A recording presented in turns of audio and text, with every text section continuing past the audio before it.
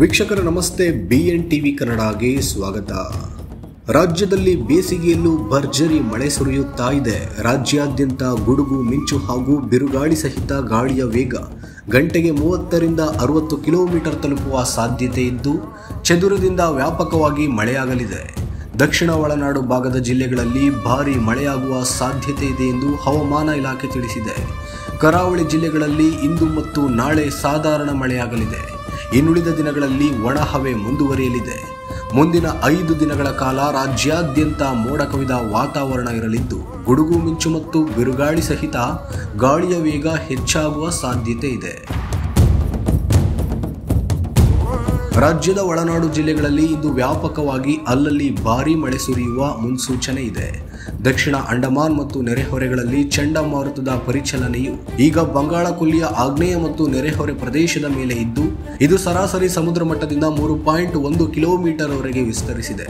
ಉತ್ತರ ದಕ್ಷಿಣ ತಗ್ಗು, ಉತ್ತರ ಮಧ್ಯ ಮಹಾರಾಷ್ಟ್ರದಿಂದ ಉತ್ತರ ತಮಿಳುನಾಡಿನವರೆಗೆ, ಕರ್ನಾಟಕದ ಒಳಭಾಗದವರೆಗೆ ಸಮುದ್ರ ಮಟ್ಟದಿಂದ 0.9 ಕಿಲೋಮೀಟರ್ ಎತ್ತರದಲ್ಲಿ ಇದು ಸಾಗುತ್ತದೆ ಎಂದು ಹವಾಮಾನ ಇಲಾಖೆ ಮುನ್ಸೂಚನೆ ನೀಡಿದೆ.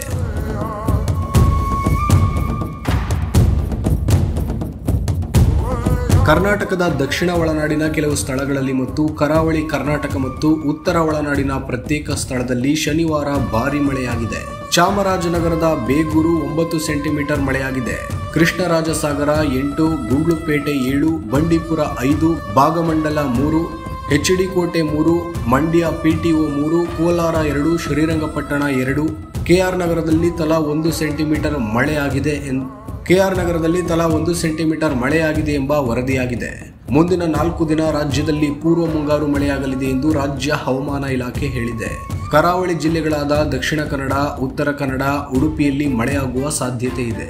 ದಕ್ಷಿಣ ಒಳನಾಡಿನ ಬಳ್ಳಾರಿ, ಚಿಕ್ಕಮಗಳೂರು, ಚಿತ್ರದುರ್ಗ, ದಾವಣಗೆರೆ, ಹಾಸನ, ಬಾಗಲಕೋಟೆ, ಬೆಳಗಾವಿ, ಧಾರವಾಡ, ಗದಗ, ಹಾವೇರಿ, ಕೊಪ್ಪಳ ಹೀಗೆ ವಿವಿಧ ಜಿಲ್ಲೆಗಳಲ್ಲಿ ಧಾರಾಕಾರ ಮಳೆಯಾಗುವ ಸಾಧ್ಯತೆ ಇದೆ. ರಾಜಧಾನಿ ಬೆಂಗಳೂರು ಭಾಗದಲ್ಲಿ ಭಾಗಶಃ ಮೋಡ ಕವಿದ ವಾತಾವರಣ ಇರಲಿದೆ. ಇದರ ಜೊತೆಗೆ ಹಗುರದಿಂದ ಗುಡುಗು ಸಹಿತ ಮಳೆಯಾಗುವ ಸಾಧ್ಯತೆ ಇದೆ.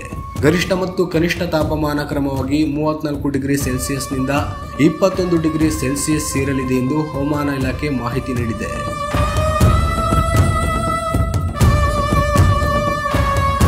ಬೆಳಗಾವಿ, ಬೀದರ್, ಕೊಪ್ಪಳ, ಉತ್ತರ ಒಳನಾಡಿನ ರಾಯಚೂರಿನಲ್ಲಿ ಗರಿಷ್ಠ ತಾಪಮಾನವು ಸಾಮಾನ್ಯ ಮಟ್ಟಕ್ಕಿಂತ ಕಡಿಮೆಯಾಗಿದೆ. ಕರ್ನಾಟಕ ಮತ್ತು ದಕ್ಷಿಣ ಕರ್ನಾಟಕದ ಚಿತ್ರದುರ್ಗ, ವಿಜಯಪುರ, ಬಾಗಲಕೋಟೆಯಲ್ಲಿ ಸಾಮಾನ್ಯಕ್ಕಿಂತ ಕಡಿಮೆ ಇದೆ.